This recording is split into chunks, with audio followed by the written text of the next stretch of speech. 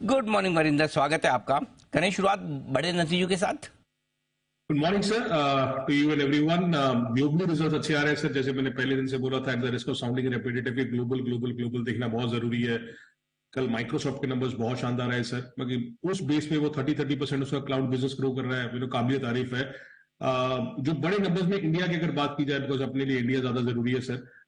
तो सबसे पहले जो स्टैंड आउट रिजल्ट बहुत टाइम के बाद सर आया एक नंबर, बाकी मैंने स्टैंड आउट में अभी तक कोई नंबर डाला नहीं, वो महिंद्रा सीआई है। आपको पता होगा कि हाँ भी इसका बिजनेस जो है वो यूरोप से ज्यादा डिपेंडेंट है। इंडिया प्लस यूरोप है, बट यूरोप में बहुत टाइम से हमने रिकवरी देखा ही नहीं है, इसलिए ये स्टॉक थोड़ा पिटा हुआ स्टॉक है। Now it's an MNC company, जब लास्ट में जो ब्लॉक डील हुआ था। बट अगर आप इसके नंबर देखे जाए सर, तो मेरे ख्याल में this is the highest ever margin जो हमने इसकी हिस्ट्री में देखा हुआ है।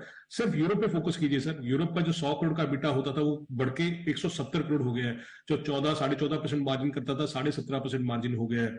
मगर जो पीबीटी है वो 70-80 करोड़ करता था, उसके सामने 127 करोड़ हो गया है। सो यूरोप में जो मगर नंबर आया है, जिसके कारण आरओसी वो 20% के आसपास चली गई है, स्टॉक सस्ता भी है अभी। तो जिस तरीके से आपने देखा कि मैस्टेक में हुआ था, मैस्टेक में नो वन एक्सपेक्टेड कि हाँ भी यूरोप इतना अच्छा रिकवरी दिखाएगा। सो जैसे आई सेड कि अगर मैस्टेक हुआ, ये महिंद्रा सीआई हुआ, कहीं ना कहीं अपने को साइंस दिख रहे हैं कि रिकवरी हो रहा है। Then there are many companies, जैसे टाटा मोटर्स हुआ या Mahindra and Mahindra, M forging हुआ। देयर आर कंपनीज जहां पे थोड़ा सा फोकस करना चाहिए, जो वहां पे आगे जाके अगर यूरोप रिकवरी आनी चालू हो जाती है तो वहां पे नंबर्स अपने को अच्छे दिख सकते हैं। तो Mahindra CI clearly because of the numbers also, valuation also stand out number for me. अच्छे नंबर सर जिनका रीजनेबल वैल्यूएशन है, उसमें दो नंबर्स डाले हैं मैंने। एक तो है, पहला शुगर स्टॉक है जिसका नंबर आया Dhampur bio. So Dhampur bio we have been at Omkara, we have been reiterating to our clients that next year will be very very solid for a lot of sugar companies, क्योंकि crushing और recovery इस season में अच्छी होगी compare to the last season. तो कुछ कुछ companies बहुत सस्ती मिल रही है। बट आप नंबर्स देखिए सर, शुगर में 44% क्वार्टर का रेवेन्यू ग्रोथ हुआ, और जो एबिट है वो ऑलमोस्ट 6 गुना हो गया था इसका। और even in bio fuels and spirits में देखा जाए तो we saw a growth of 47% quarter in terms of EBIT for this company. Again sir, ये बहुत सारे स्टॉक्स हैं जो 6-7-8 टाइम पे चलते हैं, सस्ते स्टॉक्स हैं। Consistency of earnings is more important in some of these companies, but at least the start has been very solid for the sugar sector after this Dhampur bio numbers came in. Bajaj Auto BT बनूंगा sir, बाकी लोगों का ज्यादा expectation नहीं था। So there is a 5-8% beat in terms of EBITDA. Sales number ठीक है, volume realisation ऊपर हुई है जिसके कारण बीट आया है। फेवरेबल मिक्स था जिसके कारण अच्छा है। मैनेजमेंट का कमेंट्री अच्छा है सर।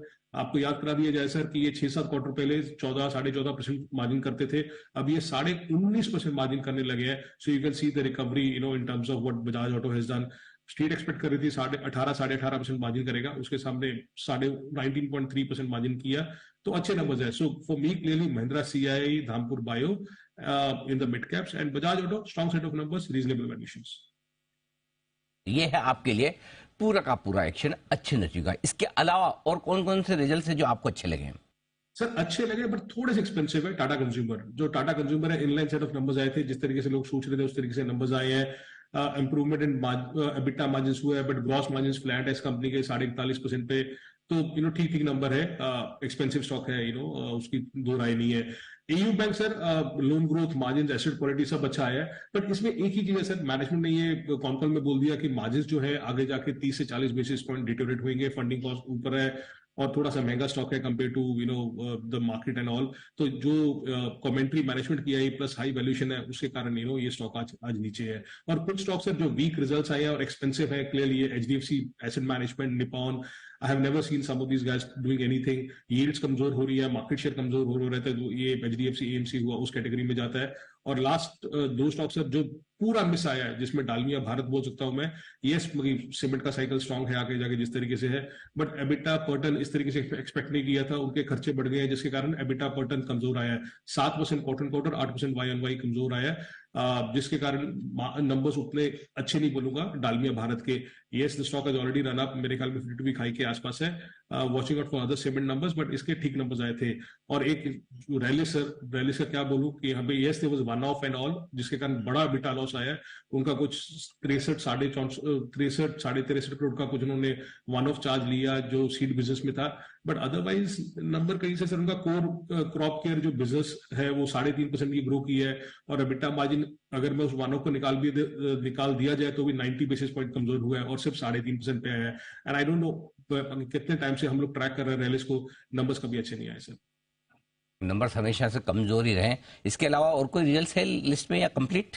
कंप्लीट हो गया सर आपके लिए। कंप्लीट है, चलिए बहुत बढ़िया। तो ये है निफ्टी का पूरा विश्लेषण। कल फिर से लंबी लिस्ट रहेगी क्योंकि आज निफ्टी की 4 और वायदा कारोबार की 6 कंपनी के नतीजे आने वाले हैं और कैश मार्केट की लिस्ट तो लंबी होती हुई दिख रही है। तो वरिंदर से होगी कल सुबह फिर मुलाकात। बहुत बहुत धन्यवाद आज हमें समय देने के लिए और नतीजों पर विस्तार से अपनी राय देने के लिए। आइए बढ़ते आगे और